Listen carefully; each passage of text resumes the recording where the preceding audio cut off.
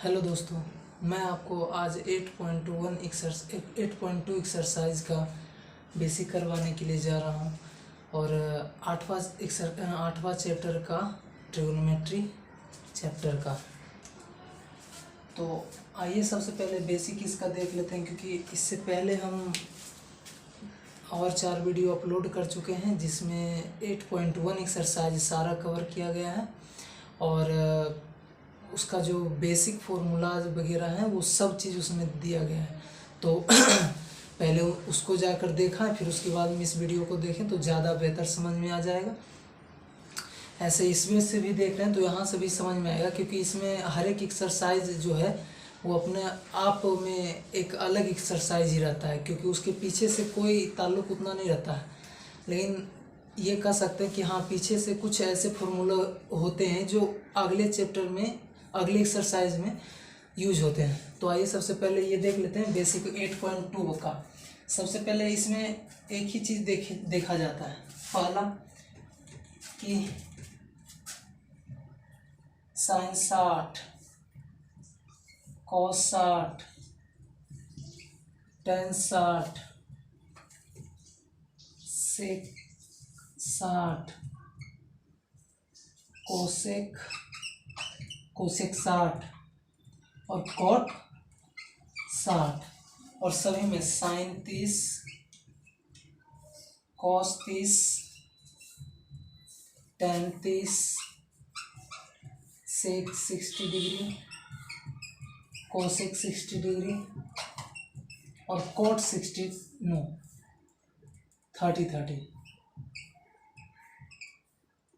Cot 30 degree. तो ये आता है।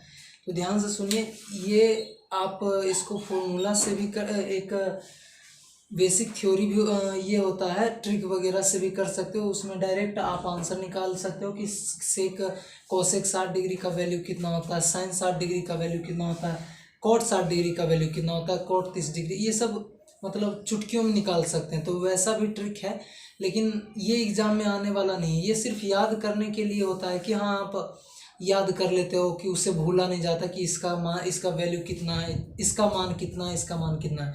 लेकिन एग्ज़ाम में ऐसे पूछा जाता है कि आप साइन 60 डिग्री और 30 डिग्री का मान निकालिए, साइन 60 डिग्री और 30 डिग्री का मान निकालिए, जिसमें फॉर्मूला उससे क्या कहते हैं, ट्रायंगल के माध्यम से।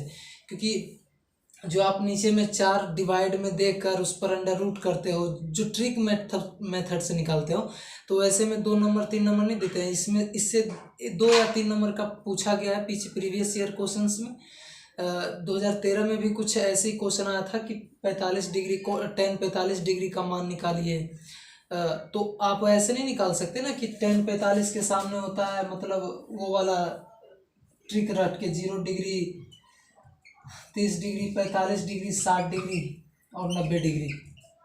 तो इसके सामने 0 1 2 3 4, 0 1 2 3 4 ये साइन में होता है, ये ऊपर थीटा है, और ये साइन, ये कॉस थीटा, ये कॉस में होता है।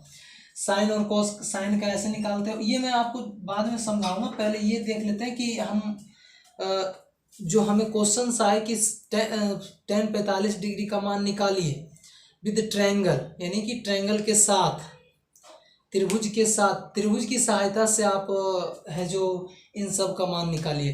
तो आप डायरेक्ट ये ऐसे ये ट्रिक माध्यम से नहीं कर सकते ना, हम ट्रिक भी बता देंगे कि इसको याद कैसे किया जाता है। लेकिन उससे पहले आपको ये सीख लेना जरूरी है, क्योंकि इसमें यही दिया गया कि आप इसका वैल्यू कैसे पुट करते हो, कैसे निकालते हो, ट्रायंगल के माध्यम से। तो आइए हम ट्रायंगल के माध्यम से देखते हैं। तो सबसे पहले ये एक का निकल जाएगा तो सारा का निकल जाएगा ट्रायंगल के माध्यम से, क्योंकि ये वाला है जो त्रिभुज के माध्यम से ही होता है।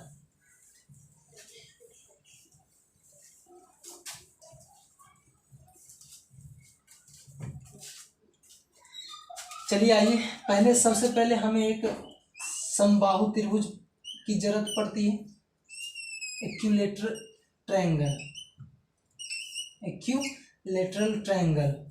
हमें ये मान त्रिभुज ABC का मान ठीक है, ये निकाल रहे हैं 60 और 30 डिग्री का, सभी त्रिकोणमितीय अनुपात का मान 60 और 30 डिग्री का। तो सबसे पहले हम क्या लेते हैं कि त्रिभुज ए बी सी एक समबाहु त्रिभुज है, समबाहु त्रिभुज है, इसी को कहा जाता है इक्विलैटरल ट्रायंगल। ठीक है, तो त्रिभुज ए बी सी एक क्या है, समबाहु त्रिभुज पहले लेना पड़ता है हमें। और ध्यान से समझना, ये दिया है कि समबाहु त्रिभुज के सभी भुजा आपस में बराबर होते हैं, यानी कि सममिस बराबर बाहुमिस भुजा, जिसके सभी भुजा बराबर हो उसे समबाहु त्रिभुज कहते हैं। तो बाय द वे अगर जो हमने इसको ए मान लिया तो क्या ये ए हो जाएगा, ये भी हो जाएगा, क्योंकि सभी भुजाएं बराबर होती हैं। ठीक है, और हम क्या करेंगे इसमें, और एक परपेंडिकुलर यानी कि एक लंब डालेंगे। एक क्या डालेंगे, ये भी कैसे लेंगे, एक क्या डालेंगे, लंब हमें खींचना पड़ेगा। यहाँ पर देंगे कि बी सी लंब, बी सी नहीं, यहाँ पर डी ले लेते हैं, तो ए डी लंब बी सी, ए डी लंब बी सी, और जो बी सी को बराबर भाग में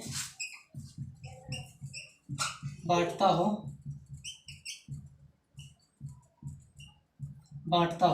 ठीक है, यानी कि ये बराबर भाग में बांटता हो। यानी कि हम कह सकते हैं कि जब इस पे हम ऐसे डाले तो ये टोटल ए है, तो ये हो जाएगा ए बटे में 2 और ये भी ए बटे में 2, क्योंकि इन दोनों को जोड़ना पर ए आना चाहिए हमारा। ये टोटल क्या है, ए है, ये वाला ए आ ही जाएगा, क्योंकि देखो ये ए बटे 2 और ए बटे 2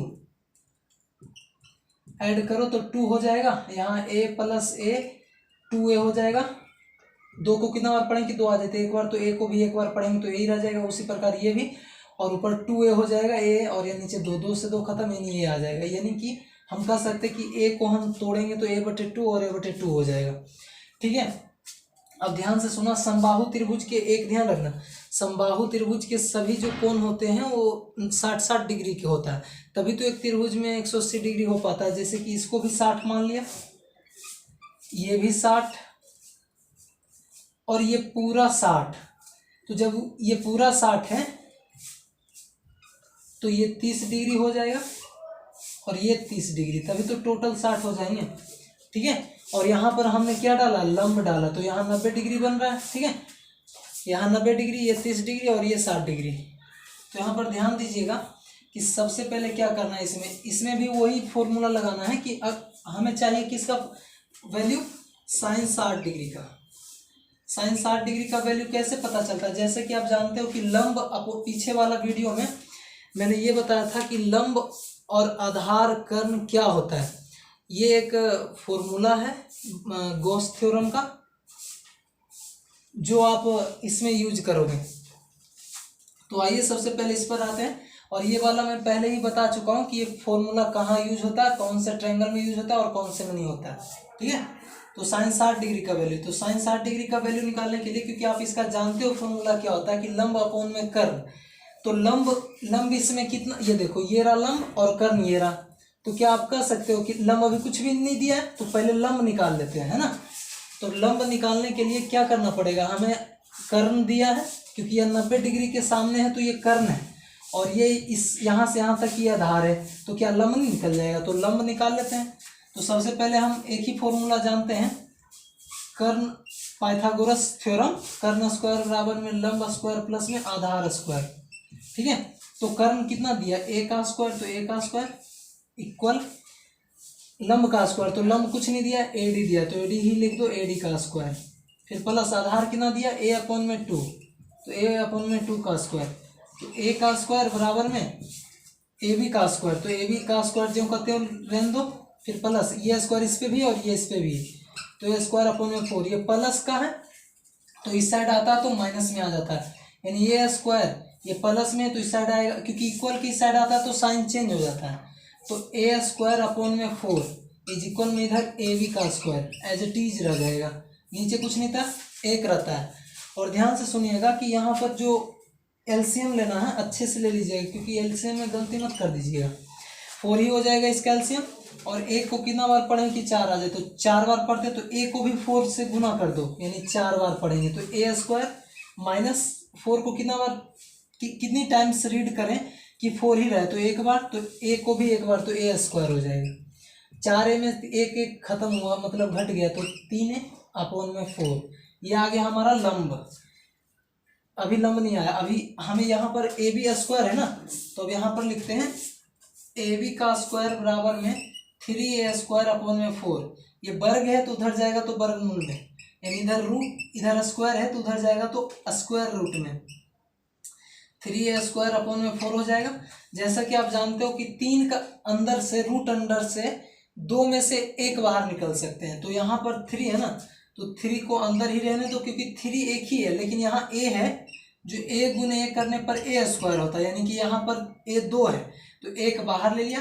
और 4 का ये रूट अंडर ऊपर और नीचे दोनों है, तो 4 का रूट अंडर कितना होगा, स्क्वायर रूट, तो 2 हो जाएगा। तो हमारा लंब कितना आ गया, √3 अपॉन में 4a, ठीक है। अब उसके बाद में आप इसको मिटाते हैं। आप इसको नोट कर लीजिएगा, पॉज कर, स्टॉप करके इसको नोट कर लीजिएगा।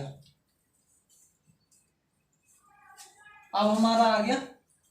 अब आते हैं इस पे कि देखेंगे कि साइन 60 डिग्री का वैल्यू कितना होता है। जैसे कि आप जानते हो कि साइन 60 डिग्री का निकालने से पहले हमें पहले पता होना चाहिए कि साइन थीटा का फॉर्मूला क्या होता है।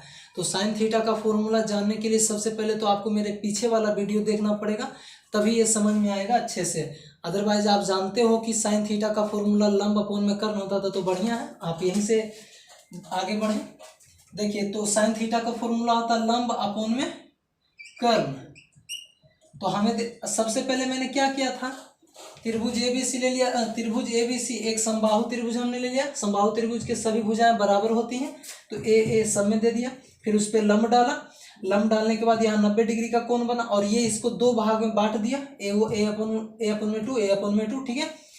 और जानते हैं कि जहाँ लंब के सामने वाला भुजा कर्ण होता है, ये आधार मान लिया और ये लंब मान लिया। तो लंब दिया नहीं था तो लंब निकाल लिया पाइथागोरस थ्योरम से। और उसके बाद में अब साइन 60 डिग्री का वैल्यू यही कहलाता है। ट्रायंगल के माध्यम से आप बताइए कि साइन 60 का, कॉस 60 का, टेन 60 का, सेक 30 डिग्री का वो क्या होने वाला है। तो ये देखिए, साइन 60 डिग्री का क्या होता है, लंब अपॉन में कर्ण।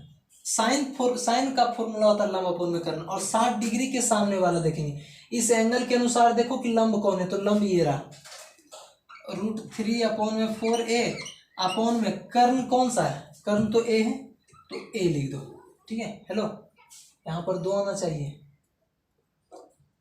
क्योंकि हमने कर्ण निकाला था √3 अपॉन में 2a, तो यहाँ 4 कैसे आ सकता है, 2 लिखो, ठीक है। अब देखो, ये a से a डायरेक्ट कट गया, बच गया ऊपर में क्या, नीचे तो खत्म हो गया, √3 बच गया अपॉन में 2, तो यही आपका आंसर है साइन 60 डिग्री का। आप इसी प्रकार जितने भी साइन 60 डिग्री पर निकालना चाहते हैं त्रिकोणमितीय अनुपात, यानी कि 6 ही तो होते हैं, तो 6 के 6 आप निकाल सकते हैं।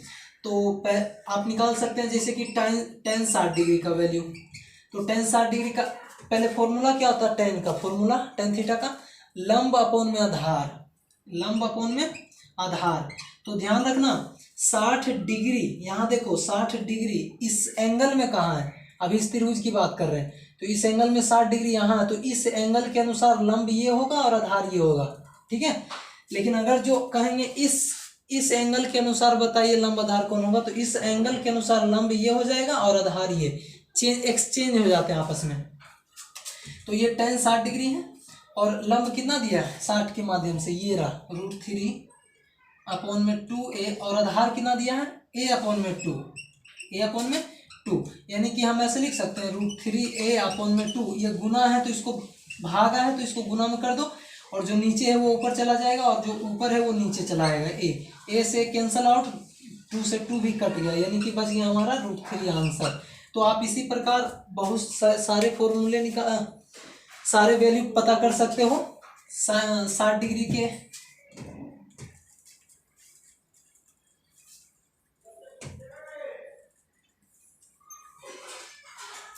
इससे आप 30 डिग्री का वैल्यू निकाल सकते हो। कैसे, बस हमें यही देखना है कि यहाँ 60 डिग्री दिया है तो ये 30 डिग्री, यहाँ 30 डिग्री दिया है, तो इस एंगल के अनुसार ये लंब और ये आधार हो जाएगा। कर्ण तो कभी चेंज ही नहीं होता, तो आप 30 डिग्री से भी 30 डिग्री का भी निकाल सकते हो, लेकिन 45 डिग्री का थोड़ा अलग होता है, ध्यान से वो वाला भी बताएंगे, लेकिन पहले ये देख लो।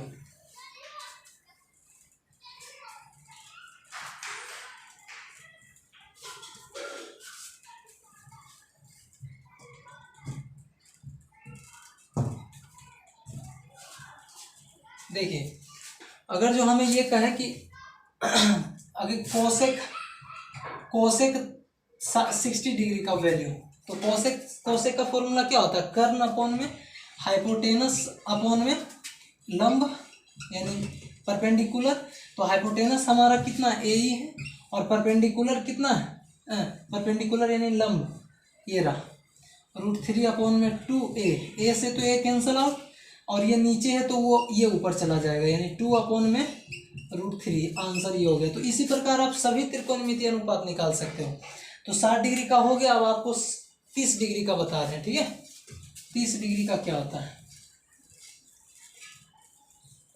अब आइए, अगर जो हमें कहेगा कि साइन 30 डिग्री, साइन 30 डिग्री का वैल्यू क्या होगा, तो साइन 30 डिग्री का वैल्यू अब इस एंगल के अनुसार देखेंगे कि क्या होने वाला है।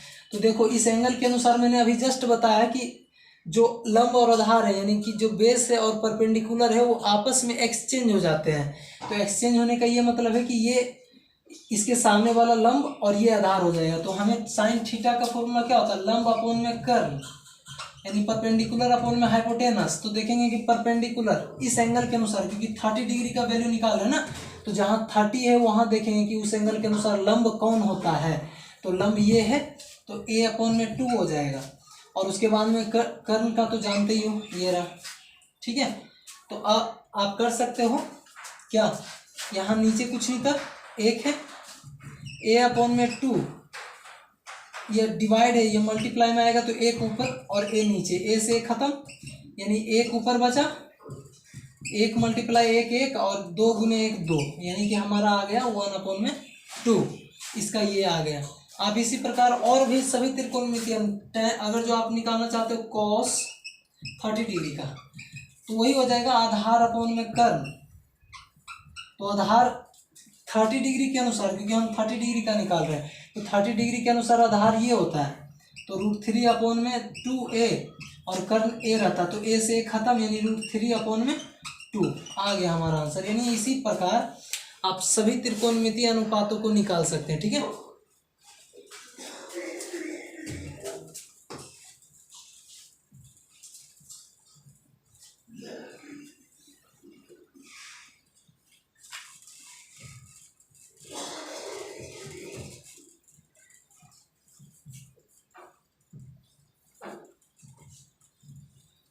एक बार देख रहे हैं वीडियो क्लियर आ रहा है या नहीं।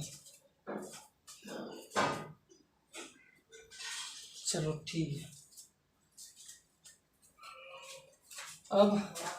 अब आते हैं 45 डिग्री का वैल्यू कैसे निकाला जाता है। तो 45 डिग्री का वैल्यू अब देख लेते हैं निकाला कैसे जाता है। सिंपल है, देखिए 45 डिग्री का वैल्यू का मान सभी त्रिकोणमितीय अनुपात से, ठीक है, ट्रायंगल के माध्यम से यानी त्रिभुज के माध्यम से। तो कैसे निकलेगा, तो सिंपल है, उसी प्रकार आप एक इस बार राइट एंगल लीजिए, समकोण त्रिभुज लीजिए। तो सबसे पहले हमें एक समकोण त्रिभुज लेना पड़ता है। तो समकोण त्रिभुज हमने ड्रॉ कर लिया, ए बी और सी, ए बी और सी। अब जैसा जानते हैं कि समकोण त्रिभुज, हमने पहले सॉल्व लिखेंगे और उसके बाद में कहेंगे कि त्रिभुज ए बी सी एक समकोण त्रिभुज है, समकोण त्रिभुज है, यानी कि यह राइट एंगल है,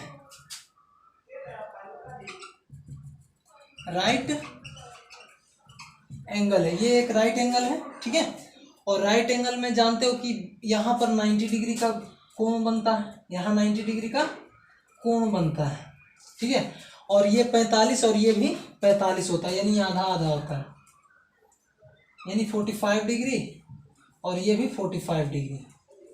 ओके, तो इतना तो आप समझ गए कि अब देखते हैं, आते हैं इस पे।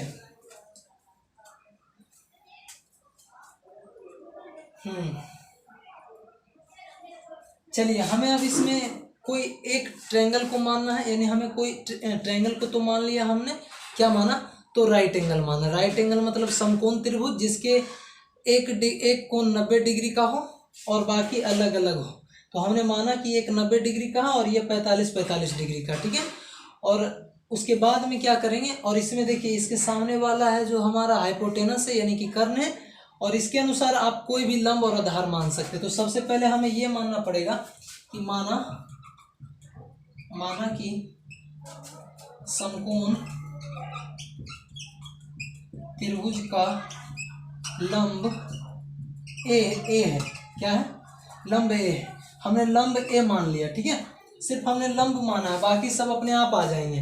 तो देखो हम जैसे कि हमने एक पीछे थ्योरम बताया, आप इसके पहले वाला वीडियो अगर जो नहीं देखे हैं तो पहले कृपया अगर वो जाके देखें, क्योंकि उसमें हमने ये बता दिया है ना कि जब किसी ट्रायंगल में उनके दो एंगल इक्वल हो, उसके दो एंगल यानी उसके दो कोण बराबर हो, तो उसके सामने वाले भुजा भी क्या होते हैं, बराबर, यानी एक्स और एक्स ये भी हो जाएगा। इसी प्रकार यहाँ 45 डिग्री, यहाँ 45 डिग्री, तो इसे भी हमने क्या कर लिया, 45 डिग्री। और आगे तो आप देख ही रहे हैं कि जब हमें लंब और आधार पता है तो कर्ण अपने आप निकाल सकते हैं। तो देखिए निकालते हैं, पहले कर्ण बराबर लिखेंगे, कर्ण स्क्वायर बराबर में लंब स्क्वायर प्लस में आधार स्क्वायर। कर्ण कुछ नहीं दिया तो कर्ण जो का त्यों लिखिए, लंब कितना दिया ए, तो ए का स्क्वायर, प्लस आधार कितना दिया ए, तो ए का स्क्वायर। ये कर्ण है ना, कर्ण का स्क्वायर बराबर ए गुण ए प्लस ए, 2a स्क्वायर। यह स्क्वायर है, इधर वर्ग है तो उधर जाएगा तो वर्गमूल में, तो √2a स्क्वायर। 2 का तो कोई साथ ही नहीं तो वो अंदर ही रहेगा, लेकिन ए स्क्वायर का वर्गमूल ए होता है, बाहर निकल जाएगा, क्योंकि ए गुने ए होता है और √अंडर में दोनों में एक निकल जाएगा, इसीलिए हमने यहाँ पर ए निकाल लिया। यानी कि हमारा क्या आ गया, √2 और ए, हमारा वर्गमूल क्या आ गया, हमारा कर्व निकल के आया √2a, ठीक है। अब उसके बाद में आगे देखते हैं, हमें इस 45 यानी सभी त्रिकोणमितीय अनुपात निकालना है ना, तो निकाल लेंगे, आ जाएगा आराम से।